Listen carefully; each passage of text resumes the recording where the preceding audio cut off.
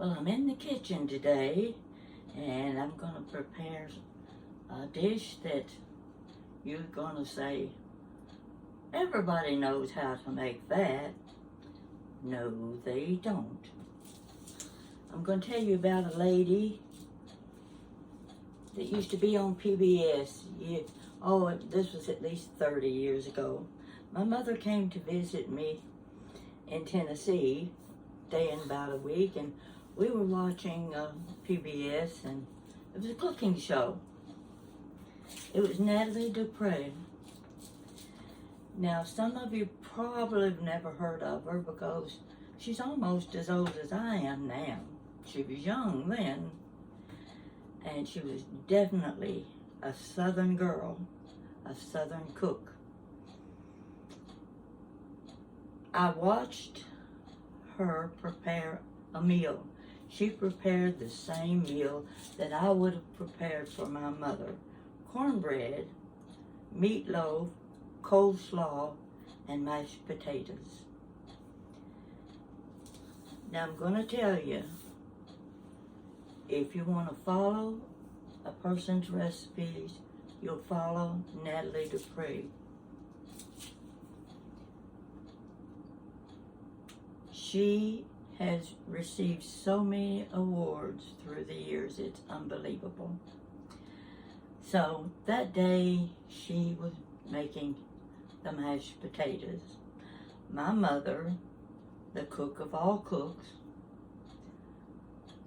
was watching, and when she started showing how to make mashed potatoes, I'm going to do it the way she did it.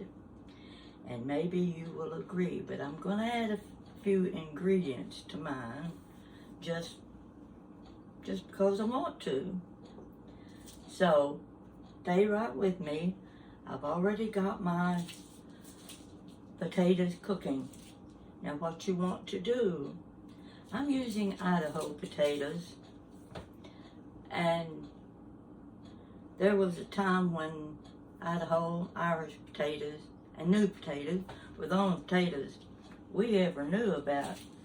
I'd watched a program years ago, and they were telling there were like 3,000 different kinds of potatoes.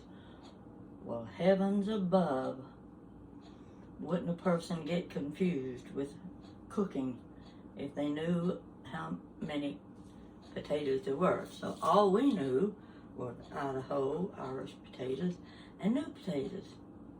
So I'm using Idaho potatoes today. About this big. See, and I guess I used about 6.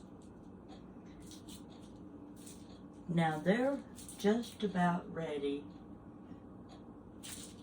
to take off the stove. I'm going to check and make sure they're very done. I'm going to let them cook just a couple minutes longer. I want them to fall apart. So I'll put the lid back on and let them cook a little bit more. In the meantime, I melted about a tablespoon or so of butter. What I'm going to do is add onion and celery, chopped, diced fine. I don't want them chunky. Don't like chunky things when you're doing. This is going to become a casserole instead of just mashed potatoes, but you're going to like it. So I'm going to go ahead and put these in, let them saute in the butter, because you definitely want butter, you don't want oil. Okay. I will turn them up so that they'll get started. I may need a little bit more butter, Let me see where it is. Okay. I've got one of these little Land O'Lakes container of butter. I can just dip right in it and add more butter to my, I don't want them to burn. One more. I would say you probably need 2 tablespoons of butter when you start doing this.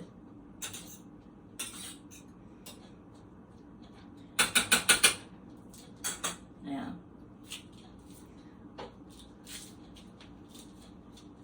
let's see, where was I? Okay, after those cook a little bit,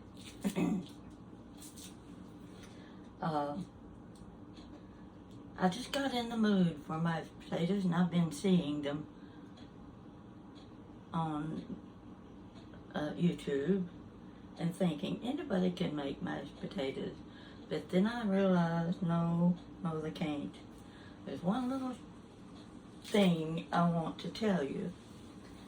You will see most of them mashing their potatoes with a mixer. With a mixer, you know, a hand mixer. Yes, it gets all the lumps out, there's no doubt about it.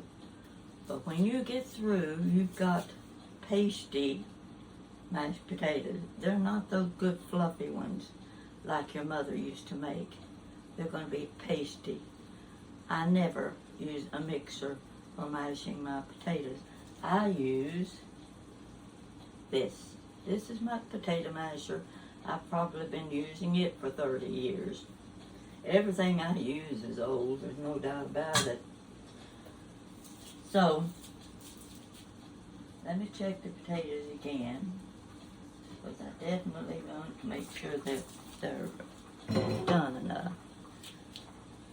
And what I'm going to do, gotta get me some good, bought me some 2 new big pot holders. I like these flat ones like that, you know. I don't know why they put these little leather handles on, unless that's for hanging them on the wall. It says, gather together. I guess you gotta hang them together. So, anyway, I'm going to drain the water off of the mashed potatoes. It's not going to be easy to do.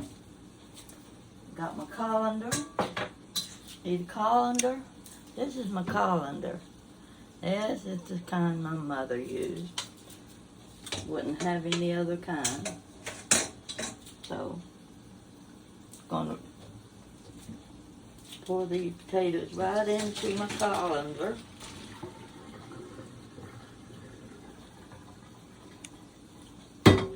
And let them drain, and if you'll notice, my glasses are cloudy. That steam went right up my face.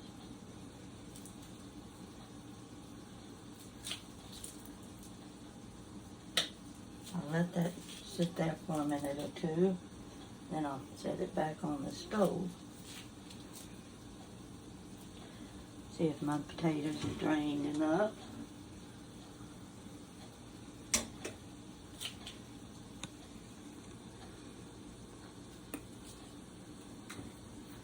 I'm going to dump them right back into the same kettle they were in. And it's got all the water out of them. I'm going to set it back on the burner because that's the only place I've got to put it. That's where I'm going to mash my potato. It's a little bit steamy, so I'll let you watch while I mash. This is what you want to do. And it takes a few minutes to mash them this way.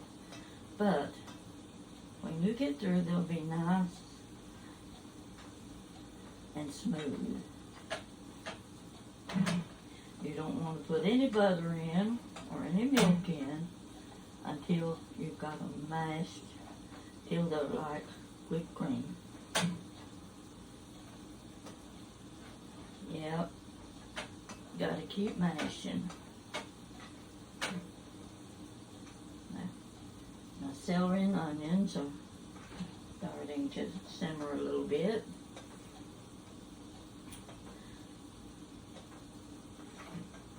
Have you ever seen Natalie Dupre? I haven't seen her in years, but I have her cookbook somewhere, and that's the first I ever heard of her, was when I bought that cookbook a long time ago, and I started reading her recipes. Then when I saw her on PBS, I looked at my mother and I said, that woman knows how to cook. And my mother agreed with me. She was doing the same thing I'm doing. She was mashing her potatoes with a potato masher, not with a hand mixer. It's going to take a couple minutes. You can bear with me. Maybe I can think of a story to tell you. I don't know. But my oldest sister, she could make the best mashed potatoes in the family. Don't know what she did that was different. Don't think she did anything different. It just, every Christmas and every Thanksgiving, we said, let Ada bring the mashed potatoes. And she did. She was a wonderful cook. All of my sisters were good cooks. You know, I had six sisters. I've still got two. They don't do too much cooking anymore. Too easy to go out and eat.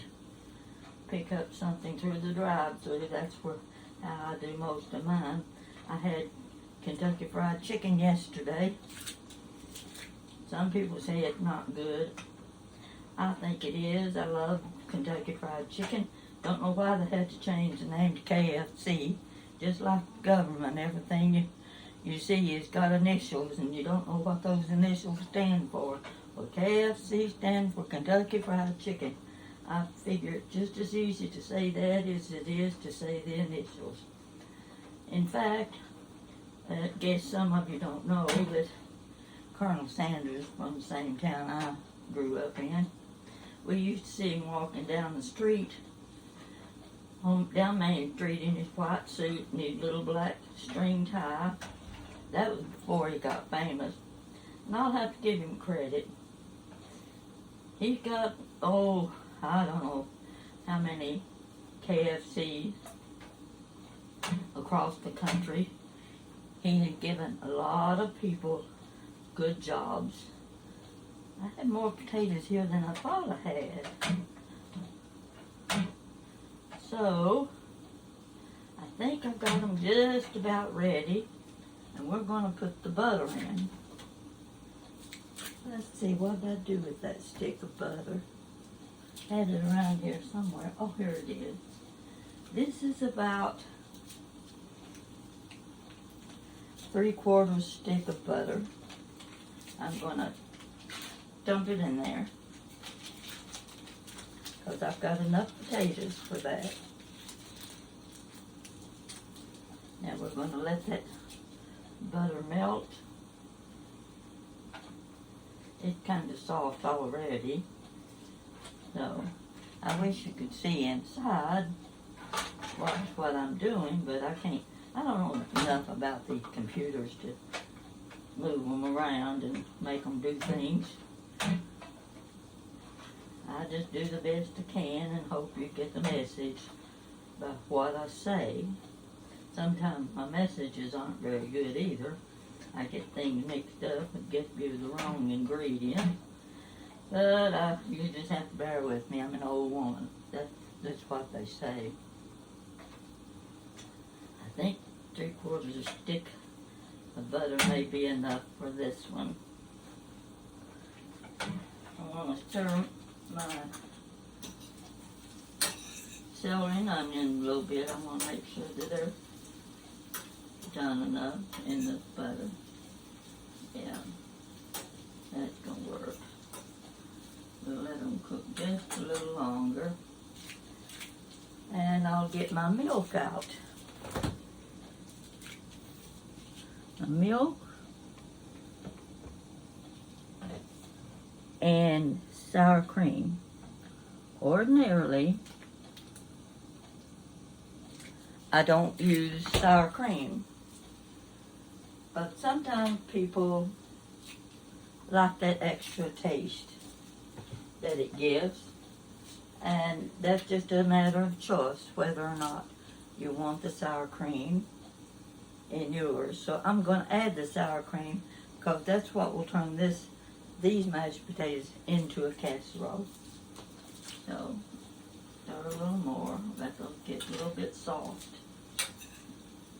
Get a little transparent, and we'll be able to add them in. You'll need the pot holder.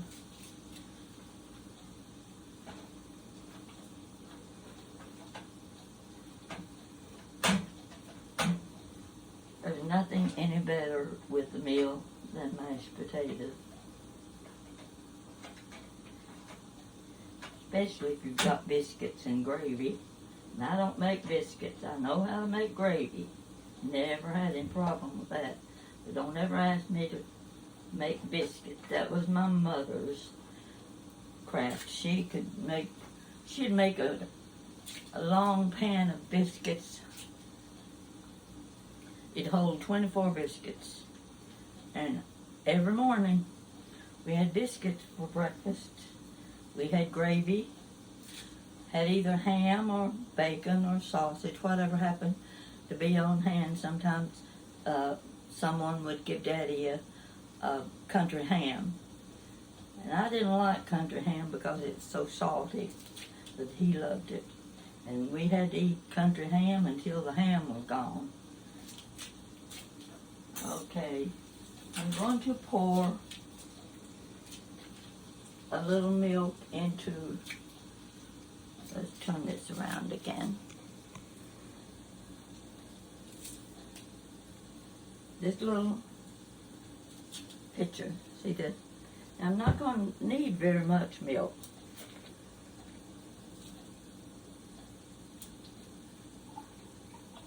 There's not very much in this. I'll just go ahead and pour it all in there. I'm going to put it in the microwave, and I'm going to get it hot. Don't want it to boil. I just want it good and hot.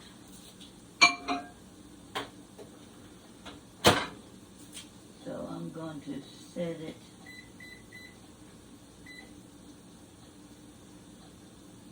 we'll try it and see if that gets it hot enough.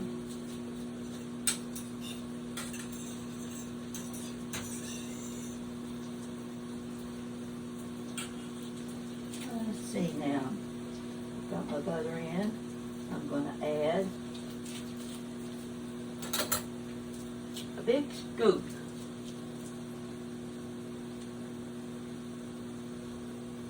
this much sour cream. That's how I measure. Might put just a little dab more.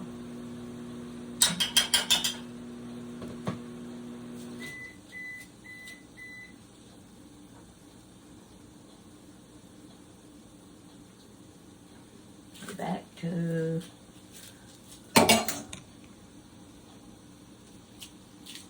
okay, we'll stir the sour cream in.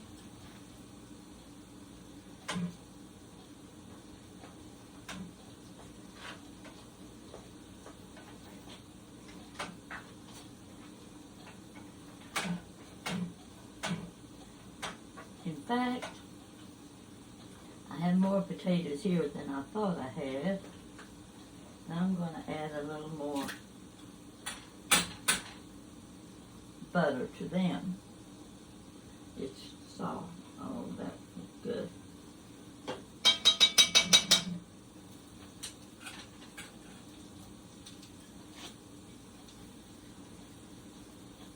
Don't you just love to watch somebody else cook?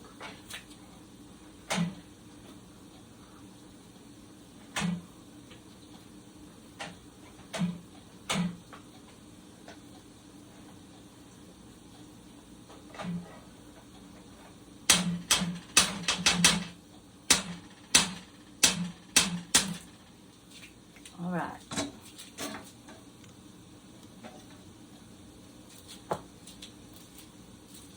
Let's see now.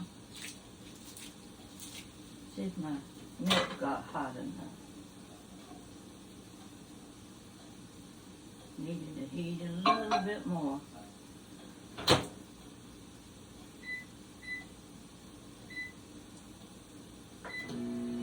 Not quite hot enough. Just all the sour cream I need. Put it back in the fridge.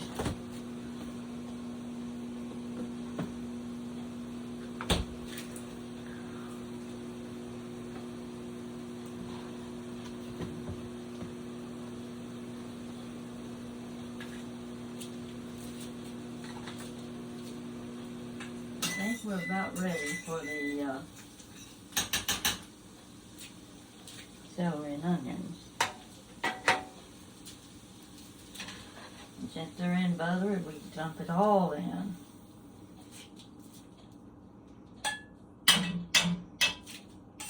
Get them all out of that little skillet. This is an old barberware skillet. I didn't think you could use them for scrambled egg now because they stick. Well, I scrambled an egg in it the other night. It came out just fine, just like those non-stick skillets. Now, here we go. Celery, onion, and sour cream, and plenty of butter.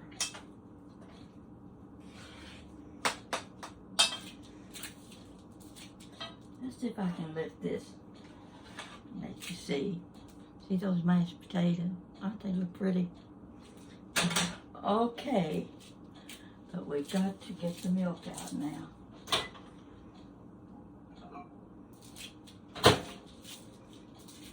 See this little picture of milk. Now, I won't need all of it. I'm going to show you what I'm going to do. I'm going to turn my camera around again. This is going to work. I hope. Can you see it? See these two dishes? That's what I want you to see. Keep my milk right there.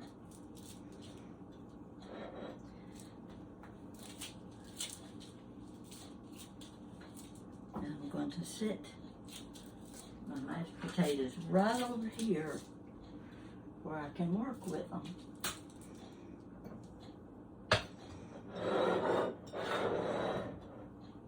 In fact, I'm going to pour a little bit of butter in the bottom of each of these dishes.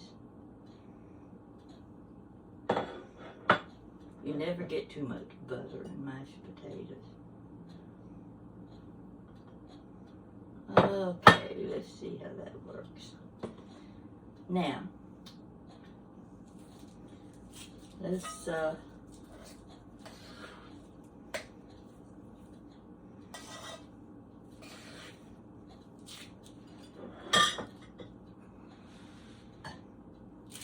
here goes mashed potatoes. These are little, I don't know what kind of dishes they are. They look like Corningware, but they're not.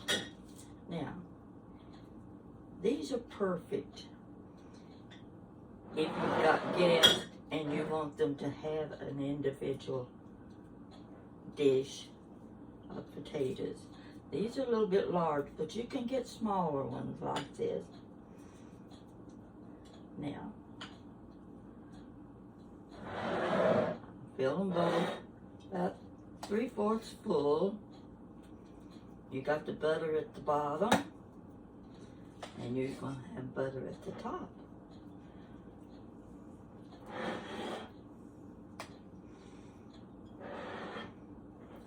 I'm just doing 2 of these, so I'll have plenty of mashed potatoes left. Probably take a few of them to my neighbor. She's very good about sharing her extra food with me. So I like to do the same with her. Now, I'll get another spoon. And here's what I'm going to do.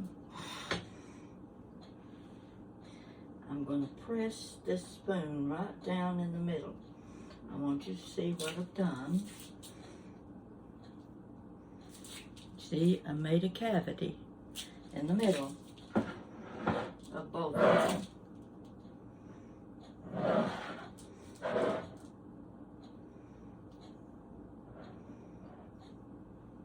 Next, I'm going to pour a little bit of this butter. I don't have a stick of butter out, so I'm going to use this that's in the container. And I'm going to fill that cavity with butter. Both of them.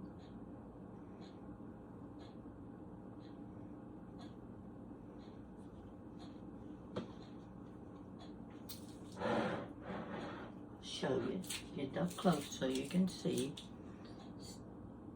You see barely can see because the butter is light, but it's right in the middle and it's melting. Now the next thing I do is check my milk, good and hot. I'm going to pour a thin layer of milk over the top of this dish. I'm going to do the same thing to this one.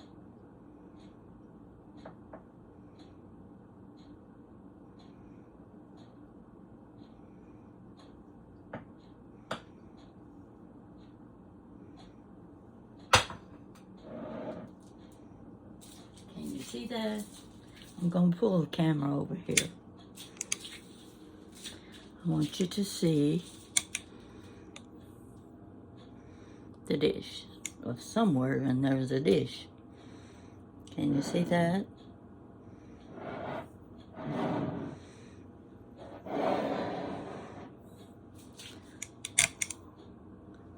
There's my...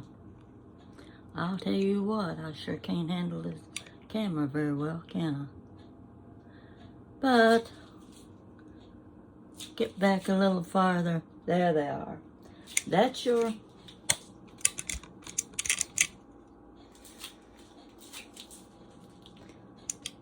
Okay.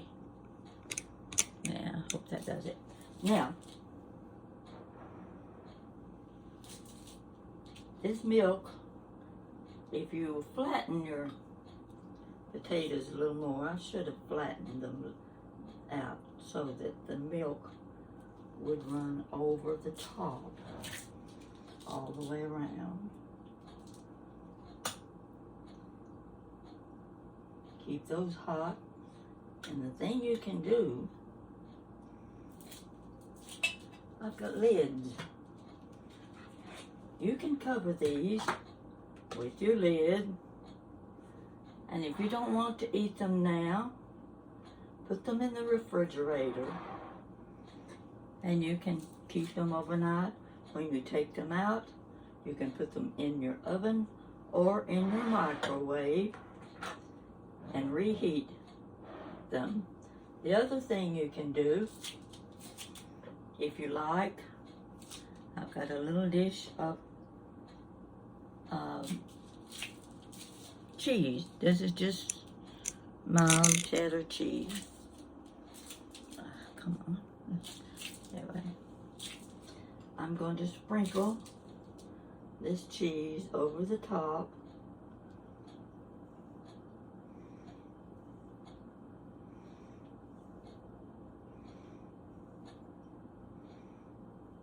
I've already salted the potatoes when I cooked them, but they may need more salt, and of course you have your choice of using pepper. I'm going to put cheese on both of these. Mild cheddar cheese.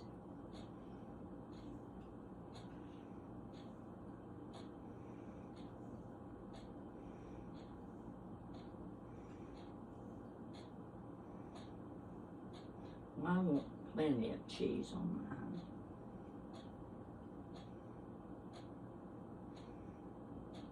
They work great. There you go. Now you can see how pretty they look. Stick those back in the oven and melt your cheese. I have to be careful because I put a little too much milk. But there you go. You see how pretty that is. Okay. I'm going to taste these potatoes. They need salt.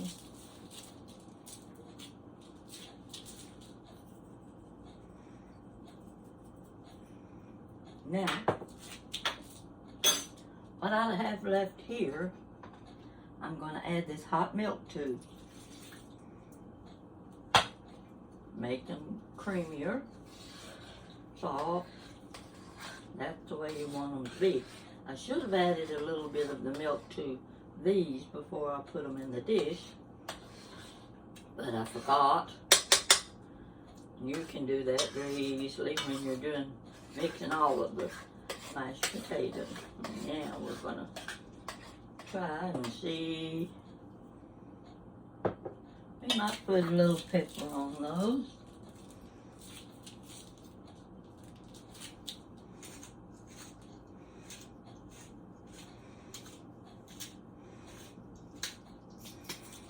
A little bit of pepper. And stir again. Now these are nice and fluffy. Just the way you want them. I'll put some of these in this dish.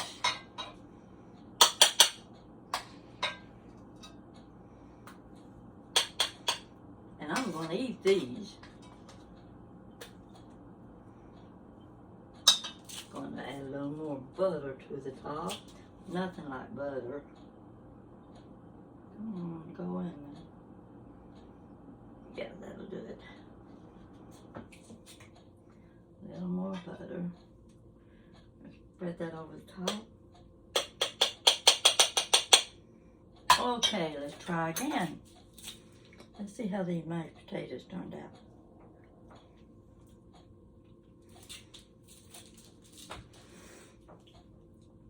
Oh my gosh. I wish you were here to help me eat these. I may have to pack up some of them and take them to my daughter. She doesn't do much cooking anymore. So when she's nearby, I always tell her what I've got to eat.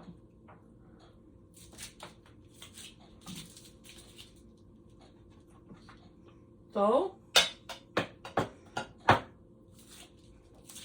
I'm going to cover these. I'm just going to set them over on the stove. But doggone, these lids don't even fit. If I get them on, I'll never get them off. Would you believe that? You got lids to these and they don't even fit? Well, anyway, I have to do something wrong, and I'm usually good at that. I'm going to sprinkle a little salt on these, and I'm going to find something in the refrigerator to go with these, and I'm going to have a good lunch. Now I'm going to tell you, it's a fact, your mashed potatoes will be better with a potato masher than they will with the mixer. I don't like my mashed potatoes to be pasty, and if you mix them long enough, that's what you're going to get, pasty mashed potato. Now, got the extra little flavoring of celery and onion, your cheese on top, and a little sour cream. That will set off your meal as well as anything you can fix. And your family and your guests will love it. And I have to thank Natalie Dupre for showing me how she made her mashed potatoes. And she didn't add the celery and onion. I added that, and she didn't add the sour cream. She just made the mashed potatoes. I wish I could find my book. Naturally, anytime I want a book, I can't find it. Oh, and I wanted to tell you, I'm wearing the little old apron my daughter found for me. It's an old one, but I like the way it's made. In the back, you see it's got a strap. They won't fall down over your shoulder. Comes over the head. So she says, Mom, use this apron in the kitchen when you're doing your cooking show. So I thought I'd better make mention of that. The other thing is, I'm running out of colored t-shirts. You're having to look at the same ones over and over. I think I'm going to have to go shopping, find some new t-shirts. Well, I put this one on. I said, oh, gee, it'll go great with the pants I've got on. They're the same color. But you know what? This shirt had drawn up. It's up to here, and you have to tug at it. And every time I wash it, it gets shorter. I like to think that I'm getting taller, but that's not the case. My shirt's getting shorter. So I said, well, I can wear it with this apron. It'll work just fine. Yep, see? But I'll tell you one thing. They didn't allow for much room in this part right here. So, but it covers what we need it to cover. It covers this jelly roll around the middle. Oh, I hope you don't have that jelly roll around the middle. I've been trying for years to get rid of that, but food gets in the way. So, I guess I just prefer the food to the jelly roll. Have to take what you can get. Hope you've enjoyed this cooking show. I'm not really a great cook. I just know a few recipes that I like. They're the ones I fix all the time. Let's make this straight. You can see that it's a little crooked, doesn't it? There we go. Nope, didn't fix it. Oh well, I'll fix that later. Can't stand a picture hanging on the wall. Crooked. In fact, I've got so many pictures in my living room on the walls that when somebody comes in the house, first thing they say is, Mom, your picture's hanging crooked. So I can count on that kind of advice. That's fine. At least they notice I've got pictures on the wall. Got tickled. So I'm going to have to cut this short. And this clicker better work this time. Let's see what happens when I try to cut out. There's something up here that's bothering me.